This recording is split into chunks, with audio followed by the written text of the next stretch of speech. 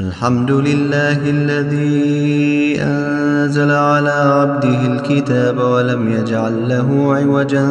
قيما لينذر بأسا شديدا من لدنه ويبشر المؤمنين الذين يعملون الصالحات أن لهم أجرا حسنا ماكثين فيه أبدا وينذر الذين قالوا اتخذ الله ولدا ما لهم به من علم ولا لآبائهم كبرت كلمة تخرج من أفواههم إن يقولون إلا كذبا فلعلك باخع نفسك على آثارهم إن لم يؤمنوا بهذا الحديث أسفا إنا جعلنا ما على الأرض زينة لها لنبلوهم أيهم أحسن عملا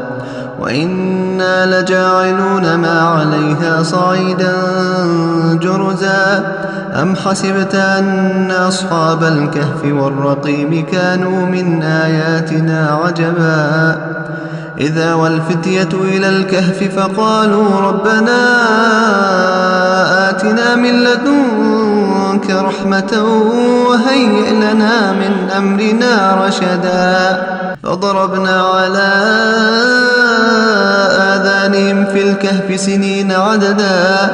ثم بعثناهم لنعلم أي الحزبين أحصى لما لبثوا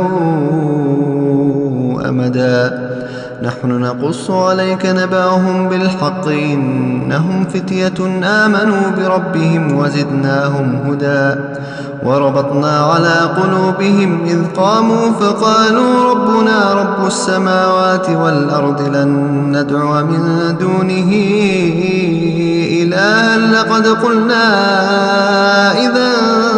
شططا هؤلاء قوم اتخذوا من دونه آلهة لولا يأتون عليهم بسلطان بين فمن أظلم ممن افترى على الله كذبا وإذ اعتزلتموهم وما يعبدون إلا الله فأووا إلى الكهف ينشر لكم ربكم من رحمته ويهيئ لكم من أمركم مرفقا وترى الشمس إذا طلعت تزاور عن كهفهم ذات اليمين وإذا غربت تقرضهم ذات الشمال وهم في فجوة منه ذلك من آيات الله من يهد الله فهو المهتد ومن يضلل فلن تجد له وليا مرشدا وتحسبهم أيقاظا وهم رقود ونقلبهم ذات اليمين وذات الشمال وكلبهم باسط ذراعيه بالوصيد لو اطلعت عليهم لوليت منهم فرارا ولملئت منهم رعبا وكذلك بعثناهم ليتساءلوا بينهم قال قائل منهم كم لبثتم قالوا لبثنا يوما أو بعض يوم قالوا ربكم أعلم بما لبثتم فابعثوا أحدكم بورقكم هذه إلى المدينة فلينظر أيها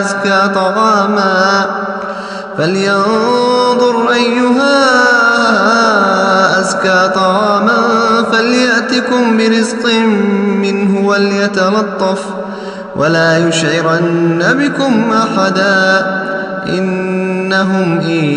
يظهروا عليكم يرجموكم أو يعيدوكم في ملتهم ولن تفلحوا إذا أبدا وكذلك أعثرنا عليهم ليعلموا أن وعد الله حق وأن الساعة لا ريب فيها إذ يتنازعون بينهم أمرهم فقالوا ابنوا عليهم بنيانا ربهم أعلم بهم قال الذين غلبوا على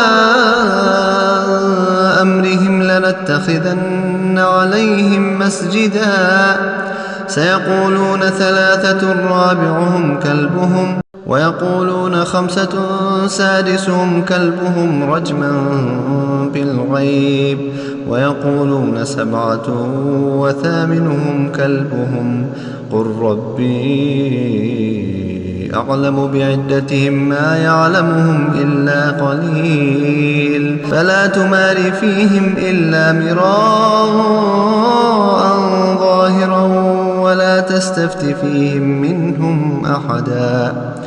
ولا تقولن لشيء إني فاعل ذلك غدا إلا أن يشاء الله واذكر ربك إذا نسيت وقل عسى أن يهديني ربي لأقرب من هذا رشدا ولبثوا في كهفهم 300 سنين وازدادوا 9 قل الله أعلم بما لبثوا له غيب السماوات والأرض يبصر به وأسمع ما لهم من دونه من ولي ولا يشرك في حكمه أحدا واتل ما أوحي إليك من كتاب ربك لا مبدل لكلماته ولن تجد من دونه ملتحدا واصبر نفسك مع الذين يدعون ربهم بالغداوة والعشي يريدون وجهه ولا تعد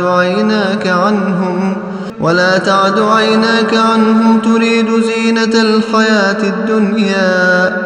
ولا تطع من أغفلنا قلبه عن ذكرنا